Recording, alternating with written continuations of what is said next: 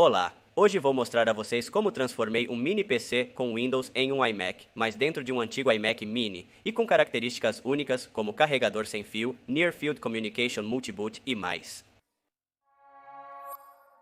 Fiz isso porque o aniversário da minha namorada estava próximo e há tempos ela queria substituir seu computador que vivia travando. Ela está acostumada a usar Mac, então tinha que ser um iMac, mas são incrivelmente caras. Outra coisa que ela precisava era que fosse portátil, já que precisa transportá-la. Por isso pensei em um mini PC, o qual você pode levar para qualquer lugar e conectar a qualquer monitor ou TV. Ótimo, era o momento de selecionar o hardware. Escolhi usar um Intel Next Unit of Computing, já que o hardware que possui e seu tamanho o tornam perfeito. Encontrei uma usada com um processador Intel 5, 8 GB de memória de acesso aleatório, 256 GB de disco e uma gráfica incorporada de 1,5 GB. Para o que ela ia usar, a verdade é que este computador ia ser muito mais do que suficiente. Adicionei 8 GB de memória de acesso aleatório a este hardware, para ter um total de 16 e um disco rígido de 1 TB para armazenamento.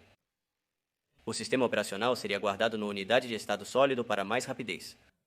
Consegui barato porque supostamente não estava funcionando, mas eu consertei simplesmente usando o limpador de contatos nos pinos da memória de acesso aleatório e limpando a memória de acesso aleatório também com uma borracha. E agora começava a odisseia. Como vocês sabem, o macOS, o sistema operativo da Apple, não pode ser instalado em qualquer lugar. A maneira de fazer isso é conhecida como Hackintosh, que basicamente é instalá-lo através de um programa simulando que nosso PC é um Mac original. Enfim, fazer isso não é muito difícil. Simplesmente baixamos a última versão do OpenCore e a descompactamos.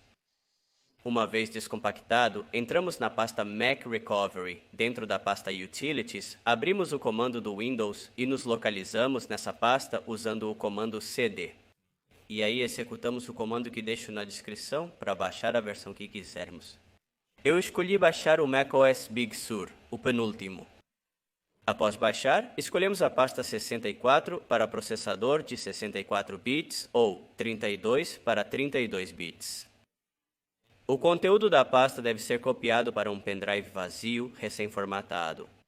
E no mesmo pendrive, criamos uma pasta chamada com.apple.recovery.boot, onde colocaremos os arquivos que baixamos anteriormente com a linha de comandos. Agora precisamos atribuir um número de série ao nosso Mac. Baixamos o programa GSM-BIOS e clicamos em gerar SysBIOS. Depois, com o programa Proper Free, editamos o arquivo config.poplist, que está dentro da pasta Extensible Firmware Interface, e alteramos os valores que deixo aqui na tela para que não haja confusão. Estamos atribuindo o serial para o nosso novo Mac. Lembre-se que todos os programas e dados estão na descrição para que fique mais organizado. E pronto, conectamos nosso pendrive ao nosso PC e selecionamos para iniciar a partir do mesmo pendrive. O recovery do Mac será iniciado, e o que devemos fazer é simplesmente clicar para instalar. O processo de instalação leva algum tempo, então paciência. Cada um dos problemas do Hackintosh pode ser que, sem razão aparente, simplesmente não funcione. Nem todo o hardware é compatível e,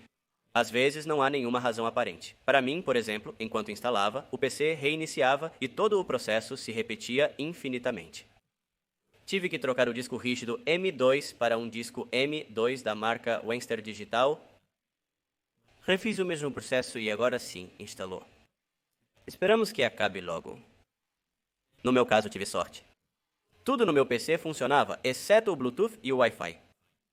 O Wi-Fi é praticamente impossível de funcionar, é sabido. Então, o que eu fiz foi comprar uma placa Wi-Fi Universal Serial Bus e consegui fazer o Bluetooth funcionar usando modificadores do kernel, tanto para a placa Wi-Fi Universal Serial Bus como o Bluetooth. Tem que modificar o kernel do Mac, mas isso é realmente muito fácil. Simplesmente baixamos os firmwares, que tem uma extensão .xsu, e os colocamos na pasta .xc dentro do nosso boot. No meu caso, iniciei a partir do pendrive, onde coloquei os arquivos. Assim, tudo já está funcionando. Pode parecer fácil, mas na verdade passei muitos dias tentando fazer tudo funcionar e aprendendo do zero, já que usei Windows a vida toda. No outro disco, que é um disco mecânico de 1 TB, que adicionei via serial ATA, instalei o Windows da forma convencional e também invertir de um pendrive. E não precisam fazer mais nada. Como podem ver, quando ligamos o PC, agora ele detecta automaticamente os sistemas operacionais que temos e pergunta com qual você quer iniciar. Mas agora faltava deixá-lo bonito, eu queria que parecesse um Mac de verdade. Comprei um iMac Mini do ano de 2005 em condições não exatamente exemplares. Fiquei curioso para ver se funcionava, então conectei e isso aconteceu. Por algum motivo, ligou bem e tudo mais, mas de repente parou de dar imagem e nunca mais voltou a funcionar. Enfim, desmontei e retirei todo o hardware do Mac. Só fiquei com o pino do carregador e com a luz de ligar. Tive sorte de que o carregador original do iMac tinha a mesma voltagem que o da mini PC, então apenas usei o pino para colocá-lo no outro, o que nos daria ainda mais uma imagem de iMac real. Então, soldei o pino do carregador na entrada positiva e negativa do novo PC. Cuidado, se inverter aqui, quebra. Mas o problema real era que a parte traseira do iMac tinha um monte de portas impossíveis de encaixar no novo PC. Então fiz o seguinte. Cortei o pedaço com todos os conectores do novo PC com uma rebarbadora. Depois, cortei um quadrado do mesmo tamanho no iMac Mini. Uma vez que vi que o pedaço que cortei encaixava bem, colei com fita. E então, o colei com uma resina epóxi. Para ficar melhor, depois apliquei uma camada de massa plástica. Só foi uma questão de lixar bem e pintar com spray branco.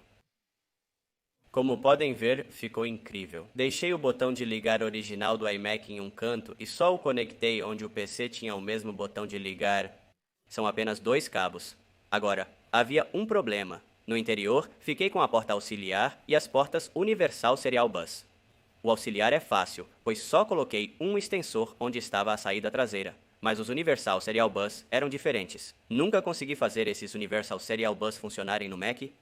Não detectava com nada e são coisas que acontecem. Às vezes nunca vão conseguir fazer algo funcionar. Mas notei que ao lado havia 2 soquetes. Cada um é um Universal Serial Bus 2.0. E como obviamente não tinha o adaptador, o que fiz foi soldar 4 cabos em cada um diretamente nos pinos. Para que não se movam nem saiam, selei-os com resina epóxi. Soldei esses cabos a um Universal Serial Bus fêmea e, para minha surpresa, funcionaram perfeitamente. Então, usei os dois, um para a placa Universal Serial Bus Wi-Fi e outro para o controlador do mouse e teclado. E com as portas livres não funcionavam, mas ainda tinham corrente, então usei uma para conectar o carregador sem fio. Este carregador é um carregador sem fio desmontado, do qual só fiquei com a bobina e o chip. E o chip é conectado via Universal Serial Bus ao PC e a bobina eu colei na tampa bem abaixo da maçãzinha. Desta forma, quando colocamos o celular em cima, ele carregaria. Já estava tudo praticamente terminado. Simplesmente coloquei o PC no lugar e o fixei colando alguns extensores de metal no chassi do iMac. Aproveitei e colei tudo no lugar para que não se mova nem faça barulho. Coloquei a luz original do iMac que, como ia a 5 volts, simplesmente a soldei em uma das portas Universal Serial Bus desocupadas. E pronto, só me faltava o detalhe final. Queria deixar uma carta, mas não uma normal, mas uma virtual. Para isso, comprei esses adesivos Near Field Communication, o qual colamos onde quisermos e depois com um aplicativo do telefone podemos modificá-lo para que faça o que quisermos. Neste caso, deixar uma mensagem gravada. Colei ao lado do carregador sem fio. Dessa forma, quando colocamos o telefone para carregar, também se abre a carta que eu deixei para ela. Já tudo praticamente terminado. O último detalhe que dei foi lixar o acrílico do Mac. Primeiro com lixa 400, depois com 1000 e depois com 1500. E para finalizar, dei um polimento com um polidor para pintura de carros, para que fique bem perfeito e já colei a tampa no lugar. Dei uma última limpeza para que tudo fique bem apresentável e pronto.